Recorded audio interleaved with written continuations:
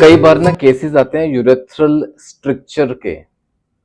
Urethral structure क्या होती है, उसकी बेसिक इंफॉर्मेशन मैंने लास्ट एक वीडियो में डाली हुई है, मैं लिंक डाल दूंगा, देख लीजिएगा फॉर बेसिक इंफॉर्मेशन। दिक्कतें रहती हैं, पुरुषों में ज्यादा आती हैं देखने में, मेल्स में कंपैरेटिवली ज्यादा केसेस आते हैं यूरेथ्रल स्ट्रक्चर के। इस टर्म से आपको अंदाजा हो गया होगा कि यूरेथ्रा के अंदर ना स्ट्रक्चर हो गया है। यूरेथ्रा जो ट्यूब है जिससे पेशाब बाहर आता है ब्लैडर से, तो उसमें ना नैरोनेस हो गई है, नैरो हो गया, वो तंग हो गया रास्ता। स्ट्रक्चर जो होता है ना, ये बहुत परेशान करता है, बड़ा पेनफुल रहता है, हैवीनेस रहती है हमेशा ब्लैडर के एरिया में। क्यों ऐसा होता है? क्योंकि ना यूरिन पास आउट नहीं हो रही। जब रास्ता ही तंग हो गया, यूरिन बन रही है, ब्लैडर भरा पड़ा है, लेकिन बाहर निकासी जो है ना वो बहुत बहुत कम है। Output of urine is very less, तो उस वजह से दिक्कतें रहती हैं। उसका जो हल है ना, इमीडिएट ट्रीटमेंट, यानी कि एक्यूट केसेस में अगर आप यूरोलॉजिस्ट को भी अप्रोच करेंगे, सर्जन के पास जाएंगे, तो एक सिंपल सा प्रोसीजर रहता है जिसको बोलते हैं डायलेशन। यूरेथ्रा को थोड़ा डायलेट कर दिया जाता है सो दैट वो यूरिन बाहर आ जाए। लेकिन दिक्कतें रहती हैं।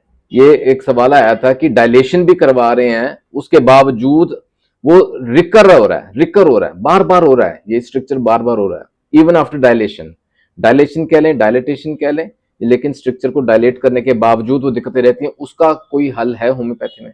आज वो हल आपके सामने रखूंगा। बड़ी उम्दा दवा रहती है होम्योपैथी, जो ऐसे कंडीशन में हेल्प करने में पूरी पूरी सक्षम है। सत श्री अकाल दोस्तों, welcome to Guru Nanak cares. आप सबका दिल से स्वागत है। उम्मीद करता हूं सब खैरियत से होंगे। ये ना एक्चुअली क्या होता है, यूरेथ्रा के अंदर ना स्कार टिश्यू बन जाता है, जिसको हम फाइब्रोसिस भी बोलते हैं। ये मैं आपको बता रहा हूं थोड़ी सी इन शॉर्ट पीछे की स्टोरी कि यूरेथ्रल स्ट्रक्चर होता क्या है, क्यों होता है। वो जो स्कार टिश्यू बन गया है ना, फाइब्रोसिस हो गया, उस वजह से वो नैरो हो गया। यूरेथ्रा जो निकासी है ना, जो ट्यूब है जैसे पेशाब बाहर आता है, यूरिन बाहर आता है, वो तंग हो गया रास्ते, इसको हम स्ट्रक्चर बोलते हैं। ये स्कार टिश्यू क्यों फॉर्म होगा, फाइब्रोसिस क्यों होगा? ड्यू टू ट्रॉमा, कोई इंजरी हो गई है, या इन्फ्लेमेशन हो गई है, या कोई इन्फेक्शन हो गई है। मेन ये तीन वजह हैं जो which leads to this scar tissue formation. Trauma आप समझते हैं, इंजरी हो गई है। कई बार अक्सर देखने में कोई चोट लग गई है, साइकिलिंग करते वक्त एकदम से डंडे पे गिरता है बंदा, बहुत कॉमन दिक्कत रहती है, ट्रॉमा हो गया। या कोई पहले से कोई सर्जरी हुई है, कोई प्रोसीजर हुआ है, कोई कैथेटराइजेशन हुई है, कोई सिस्टोस्कोपी हुई है, कोई ऐसा प्रोसीजर हुआ है जिस वजह से स्ट्रक्चर हो गया। कोई सेक्सुअली ट्रांसमिटेड डिजीज हो गया, that can also lead to urethral structure.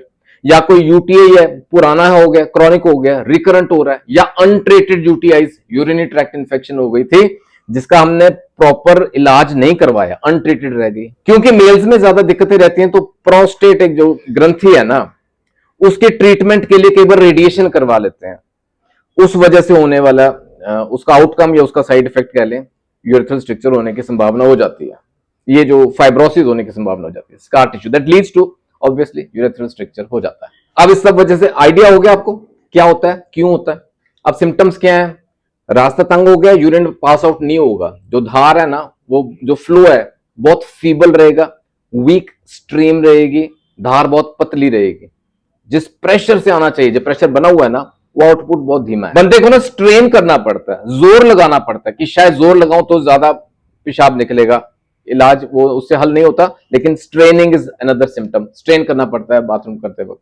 और यूरिनेशन के दौरान, बाथरूम यह कहते हैं जैसे पेशाब करने के दौरान दर्द करेगा, पेन होता है।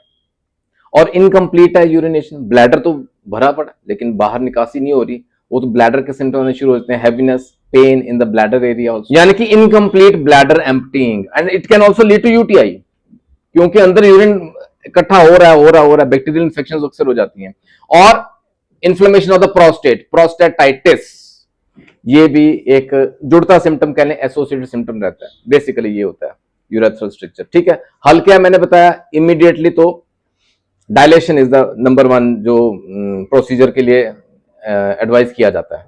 ठीक है, it's a minimally invasive procedure. Dilate किया जाता है यूरेथ्रा को, वो अंदर जैसे इंस्ट्रूमेंट्स, स्पेशलाइज्ड इंस्ट्रूमेंट्स यूज किए जाते हैं, जिससे जो नैरो हुआ है ना जो स्ट्रक्चर, वो थोड़ा खोल देते हैं, डायलेट कर देते हैं, as the name tells us, dilation. उससे क्या होता है, यूरिन फ्लो आना शुरू हो जाता है, तो वो टेम्परेली क्या होता है, यूरिन आउटपुट ठीक हो जाता है। लेकिन मैं फिर दोहराऊंगा, it is a short term relief जो पेशेंट को मिलता है। कई बार ना एकदम से ब्लॉक हो जाता है यूरिन, इमीडिएटली डायलेशन करवाना पड़ता है, लेकिन इट्स रिलीफ मिलता है, it's a short term relief. क्यों? क्योंकि वो दोबारा वही हो जाएगा, क्योंकि मूल कारण तो वही है, अंदर पना पड़ा है, उसमें तो काम हुआ नहीं है। सो इवन आफ्टर डायलेशन, या कह लें रिपीटेड डायलेशन, क्योंकि ये रिकरेंट है, बार बार उसको डायलेट करना पड़ेगा, ये प्रोसीजर बार बार करना पड़ता है। ये डिपेंड करता है फ्रॉम केस टू केस कि कितने वक्त के बाद जरूरत पड़ती है इसको डायलेट करने की, लेकिन इट्स ए पेनफुल प्रोसीजर। कई बार खून भी आता है, यूटीआई हो सकते हैं, इन्फेक्शन हो सकते हैं, आई मीन ये बार बार करवाना भी सौखा नहीं है। So come to homeopathy, the sooner the better. एक बड़ी ही उम्दा दवा रहती है, जैसे रिक्वेस्ट आई थी कि डायलेशन करवा रहे हैं उसके बावजूद हल नहीं है, ये समझिए आप, मैंने क्लियर कट बोल दिया है, it's short term relief, is not permanent solution. ठीक है, मूल कारण पे काम करेंगे क्लेमैटिस इरेक्टा से। Clematis erecta is a beautiful homeopathic remedy, जो कि ऐसे केसेस में ना बहुत कामयाब रहती है, depending again upon the susceptibility of the patient. अगर ये यंग बच्चों में भी देखने आया है, जो जवान बच्चे हैं ना, उनको भी ये दिक्कतें आ रही हैं स्ट्रक्चर्स की, तो ऐसे केसेस में हम हाई पोटेंसी दे सकते हैं, ज्यादा रिपीट करने की जरूरत नहीं पड़ती, वेट एंड वॉच वाला पॉलिसी अपनाएंगे, just wait, let the remedy act, उसको अपना असर करने दें, और कितने देर तक उसका असर रहता है दैट डिपेंड्स, उस पर निर्भर करती है हमारी सेकेंड और थर्ड डोज। ठीक है, और अगर बढ़ती उम्र में हो रही है दिक्कत, बड़े बुजुर्गों में हो रही है दिक्कत, don't go for high potency, small potency start करें, उसको रिपीटेड हम दे सकते हैं, रिजल्ट्स आते हैं, रिलीफ मिलता है। दिक्कतें फिर भी रहे, अगर कोई डाउट है तो अपने फिजिशियन की सलाह जरूर ले लिया करें, फायदा ही हो। ठीक है दोस्तों, उम्मीद करता हूं आज के वीडियोस ना, जो भाई लोगों को दिक्कतें रह रही हैं डायलेशन करवाने के बाद भी, यूरेथ्रल स्ट्रक्चर से परेशान है, पीड़ित है, this remedy is going to help you, इससे आपको फायदा होना चाहिए। Pray for your good health. दोस्तों जुड़े रहें गुरु नानक केयर्स के साथ, for more such informational video subscribe जरूर कीजिएगा, आए गुरु नानक केयर्स के परिवार का हिस्सा जरूर बने। जल्दी मिलेंगे अगले वीडियो में, ख्याल रखिएगा जरूर, टेक केयर, गॉड ब्लेस।